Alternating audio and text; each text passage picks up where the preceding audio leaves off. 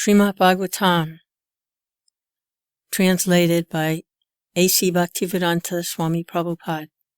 The Preface.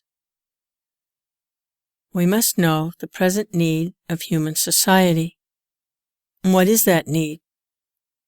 Human society is no longer bounded by geographical limits to particular countries or communities.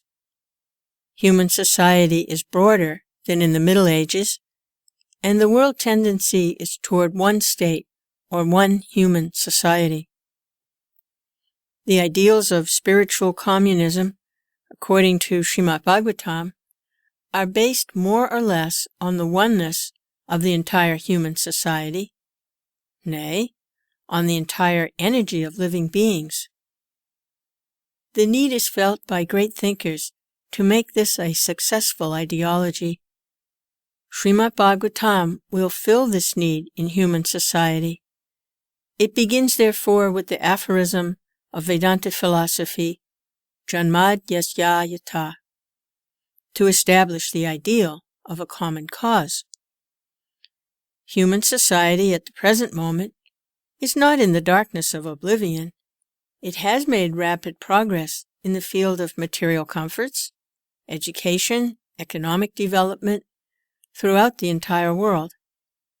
But there is a pinprick somewhere in the social body at large, and therefore there are large-scale quarrels, even over less important issues.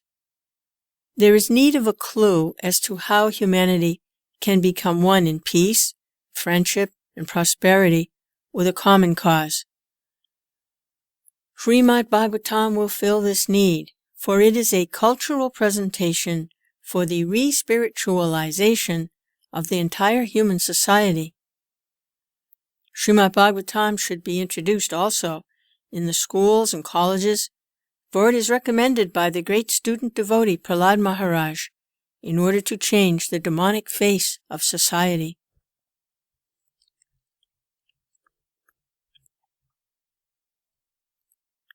Komara acharet pragno dharman bhagavan tan iha durlabam manusam janma tadapya dhruvam artadam.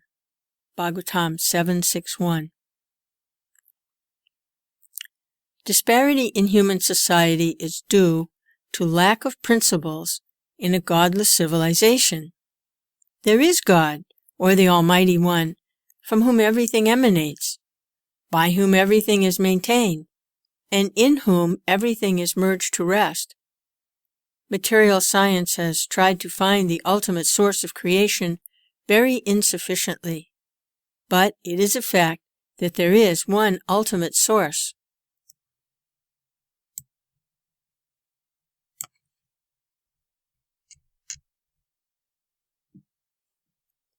But it is a fact that there is one ultimate source of everything that be.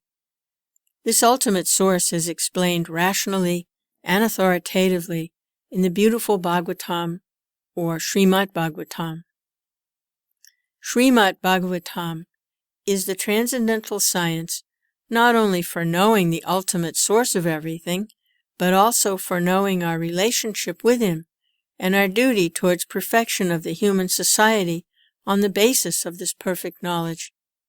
It is powerful reading matter in the Sanskrit language, and it is now rendered into English elaborately, so that simply by a careful reading one will know God perfectly well, so much so that the reader will be sufficiently educated to defend himself from the onslaught of atheists.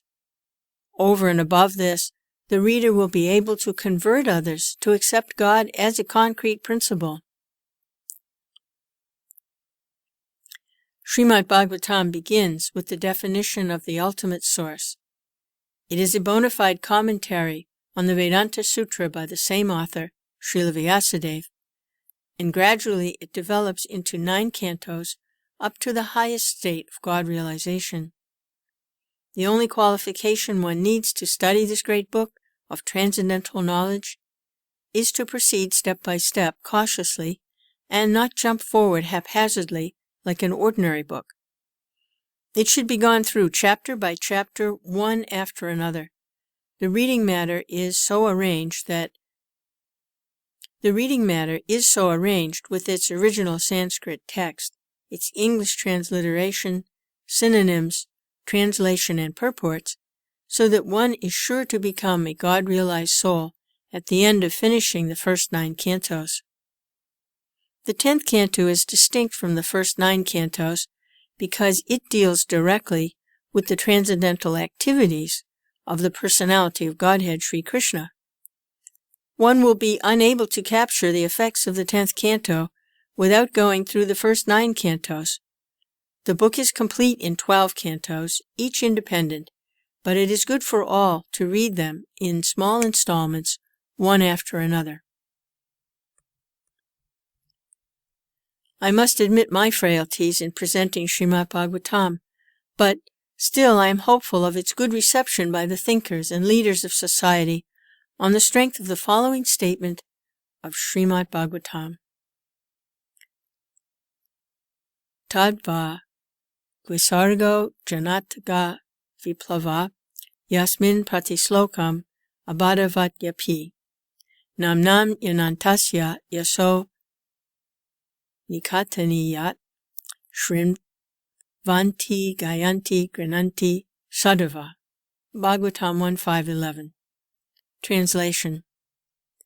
On the other hand, that literature which is full with descriptions of the transcendental glories of the name, fame, form, and pastimes